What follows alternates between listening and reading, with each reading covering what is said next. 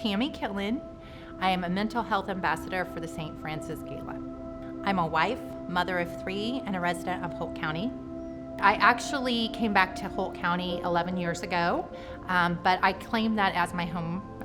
I came there at 15 into the foster care system. And actually, I came from another county and asked to be placed in foster care permanently at 15. I recognized the unhealthy environment around me, and it was so depressing. So I begged the state to let me go to foster care, and there was no foster homes in the area. So they actually put me in with my superintendent and her family. I stayed for several months until a foster home was open in Holt County. I wasn't really excited about it, but I quickly learned to love it. And the community just embraced me as one of their own, although I felt like an outsider. And so I just loved Holt County and loved the community around me and was able to thrive. I really think that those informal supports of a community are so important. I didn't realize at the time how important mental health was because, of course, I was a teenager and I didn't need help. But I was very, very much hurting inside and really struggled internally. I was pretty much a very good hypocrite. I was able to outwardly thrive in school. Thankfully, programs like Upward Bound was around, so I was able to understand the importance of education.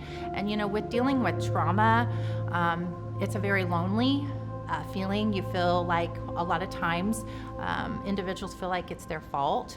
And so I carried that around, ended up marrying into an abusive relationship. It took well into my adult years until I realized that that was unhealthy and that I could work through my codependency and distorted views. And I made a vow 11 years ago to not be a hypocrite anymore, and that the rules applied to me, meaning that that self-care, self-worth was very important. If I treated myself well, then I could be better in my community. I could be a better mother. So I was able to move back into this community and become a mental health provider. And the need was great, and it still is great. And I see so many people struggle. I think God has blessed me with my experiences. I think He doesn't make bad, but those bad things can turn into good things if you let them. They can make you stronger and help you relate to people more. And I think in our community, I've seen such a need for mental health, for formal and informal supports. And I think that our community, having an education around mental health, will help us understand a little more trauma-informed care in everything we do. And I think that also trying to bring more mental health providers into our communities. One thing that I struggled with when I stopped doing private therapy was that I was taking another mental health provider out of the community.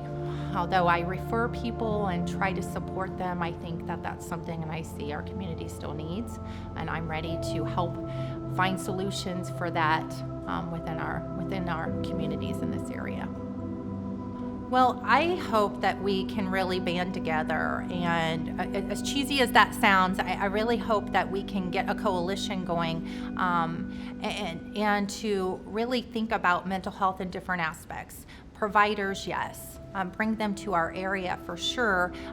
Easy access to them is very, very important, whether that's transportation or a more reasonable schedule for working families or whatever the circumstance. But I also think looking at those informal supports, we all have stories of when we were young, of those people who impacted our lives, those people who influenced our decisions or maybe even our career paths. And I think understanding that and really trying to find ways to embrace whether it's at-risk youth or young adults or what have you with those programs, like mentoring programs in schools and more support groups in our communities that are easily accessible to those in our community.